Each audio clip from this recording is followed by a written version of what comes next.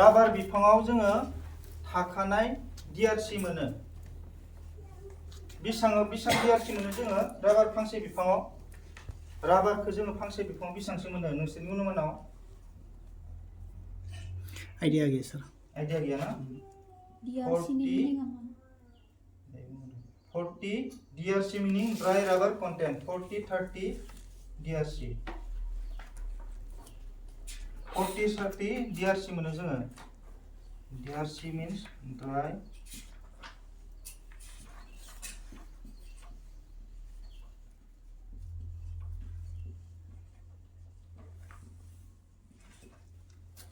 जोङो फांसे राबार बिफाङाव जोङो मा नेचारेलि माने थाखानाय हिसाबै ना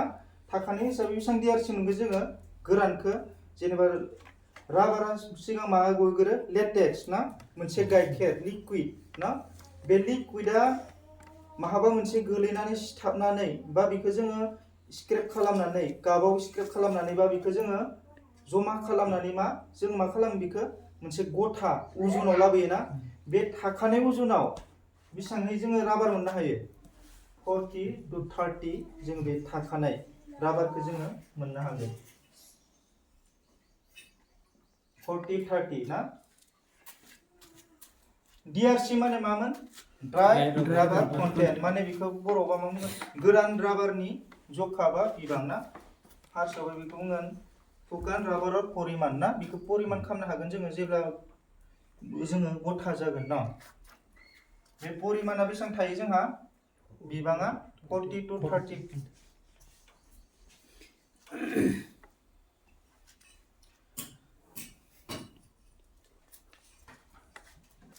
जुदि जोंहा हमनानै ला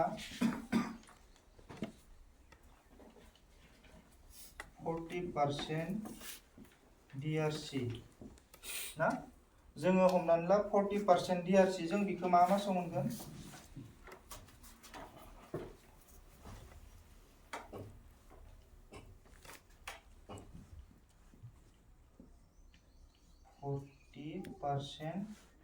DRC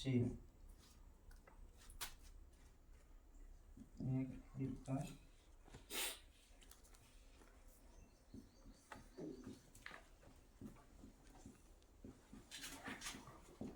40% DRC जुदि जोङो मोनबाय लेटेक्सआव होमबा जोंहा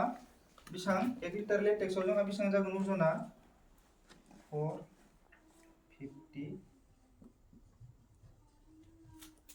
450 ग्राम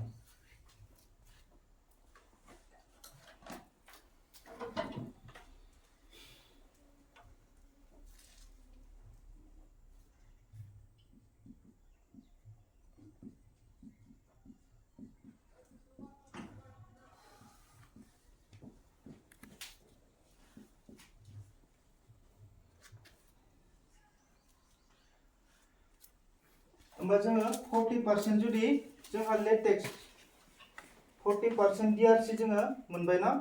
40% DRC आव जोङो 1 लिटार लेटेक्सआव जों बेसेबां मोननो हागोन अजनखौ 450 ग्राम बेखौ जोङो मोनबाय हागोन डिसेम्बर जानुवारि हालागै मोनबाय थागोन मोना मानो होनबा जोंहा टेपिं जाबाय हागोन ना बेखौ जोङो माहा मोनगोन सिगां जि मासाव नोङो स्टार्टिं खालामगोन ना एप्रिल हमना लादो एप्रिलाव स्टार्टिं खालामदों बा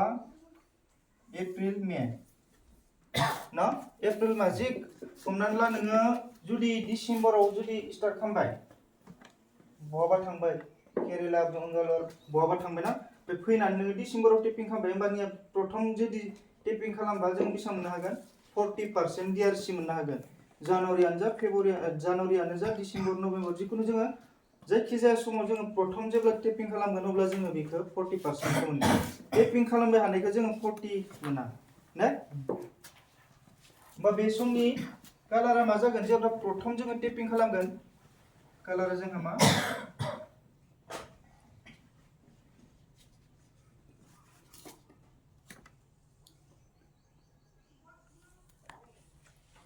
जोंहा मा कालार जागोन येलो कालारनि जागोन बे समनि जितु कापाव जोङो लेटेक्स आनजागोन ना बे लेटेक्सआ मा कालारनि जागोन गोमो ना येलो कालारनि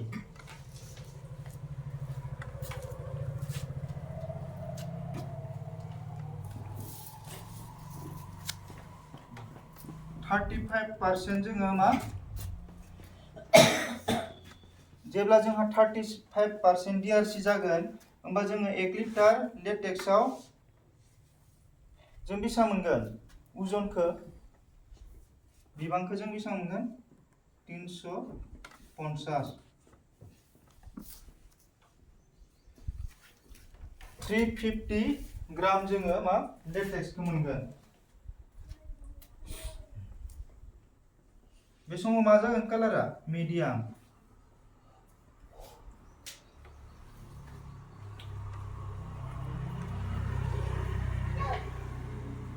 जोंहा मा बे समाव मा जागोन जोंनि कालार लेटेक्सनि कालारा मा जागोन मिडियाम कालार ना मानो होनबा जों टेपिं खालामबोबाय थाबाय ना 40% खौ जों टेपिं खालामखाबाय आरो बिनि उनाव जों मा आखु टेपिं खालामगोन ना नेक्स्ट जोङो मानाव टेपिं खालामगोन माने जोंहा S2 D2 D3 हे जोङो टेपिं खालामबोबाय थादों नङा होमबा होमबा जोंहा मा डाउन फैबाय हागोन जोंनि DRC माने मा ड्राई राबार कन्टेन्ट माने गोरान राबारनि बिबां बा जखा ना बे जखाया जोंहा मा खमायबोबाय हागोन लासैनो ना लासै लासैनो टेपिंनि सायावनो लासै लासै जोंहा खमायबोबाय थागोन बियो माहालागै थागोन हानानै जुननिफ्राय हमनानै लादो सेप्तेम्बर हमना लादो आरो जोङो टेपिं खालामबाय थाब्ला जोंहा मा DRC आ डाउन जालांबाय हागोन होमबाने 30% आव फैगोन बे DRC आ 30% आवबा जेसां 1 लिटार लेटेक्स बेसेबां मोनगोन उजनखौ जोङो 300 ग्राम 30% लायरे ना बा 300 ग्राम 1 लिटार लेटेक्सआव बेसेबां 300 ग्राम 1 लिटार आथा ना आथा होनबा बांसिन बुजिलाय आथा बेखौ मा बुङो जोङो लेटेक्स आथा माने लेटेक्सआव बेसेबां मोनगोन जोङो 300 ग्राम 300 ग्राम मा मोनगोन जोङो 300 ग्रामा मा ड्राई DRC उजन 300 ग्रामा उजन जेनेबा राबारनि उजन जेनेबा जों उजन खालामनानैसो जों फानहैयो नङा होमबा बे उजना जोंहा 30% आव बेसेबां थागोन 300 ग्राम ना बेसेबां 300 ग्राम थागोन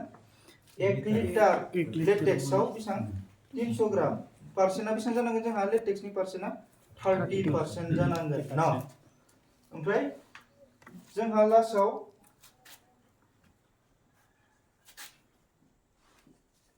बेयाव कालारा फैसिगोन जोंहा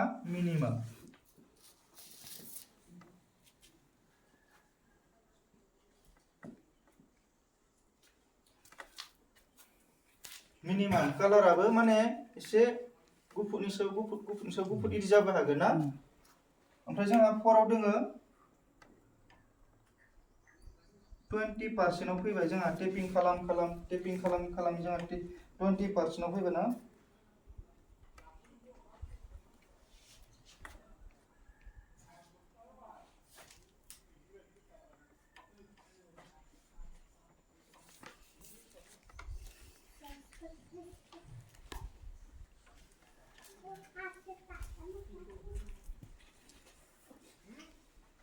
डिसेम्बर ना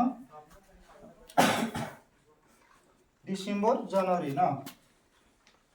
डिसेम्बर जानुवारियाव जोंहा हमनानै ला जोंहा टेपिं खालामखांबाय ना टेपिं खालामबोबाय थाबाय हमनानै लादो जोंहा नभेम्बर डिसेम्बराव सफैबाय होमबा जोंहा लेटेक्सआ बेसेबां हागोन 20% ना जुदि S2 जोङो टेपिं खालामबोबाय थाबा मा जोङो मासे टेपिं खालामबोबाय हानाय जादों नङा होमबा मा मासे टेपिं खालामबोबाय हानाय जानायखौ मा जोंहा लेटेक्सआबो डाउन जाबाय हायो ना डाउन जाबाय थाबा जोंहा मा डिसेम्बर जानुवारियाव हमना लादो जोंहा लेटेक्सआ बेसेबां जाखो 20% आव फैबाय होमबा जोङो 1 लिटार लेटेक्सआव जोङो बेसेबां मोनसिगोन बेयाव 20% बा 200 ग्राम 200 ग्राम दायो बुजिनायखाय एन्साराव थाब फैबाय ना नंगौना नङा दोनैबा मानिफ्राय फैदोंमोन जों बुजियाखैमोन दायो लास्टआव बुजिहैबाय ना बुजियाखै बुजिबाय बुजिनायखाय मा एन्साराबो थाबनो गोसोआव फैबाय होमबानिया मा बेयाव मेक्सिमाम बिदि जोंहा DRC आ बिदि फैयो राबारनि नेचार राबारनि DRC ना बिदिहै जोंहा फैयो ना जोङो बेसेबांनि मोननायमोन 40 ना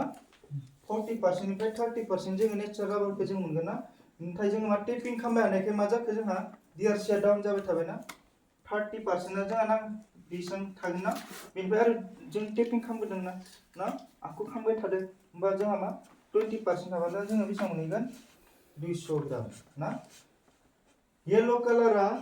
प्रथम हाजेनायावल'सो जोङो मा येलो कालारखौ मोनो दे बेखौ गोसोआव ला बै जेनेबा मोनबाय थागोन नामा येलो कालारखौ गोमानो जायासै माथो जोंहा आथाया लेटेक्सआ ना बेखौ जोङो मालाबा समाव सानो ना नङा होमबा गोमो जानांगौमोन लेटेक्सआ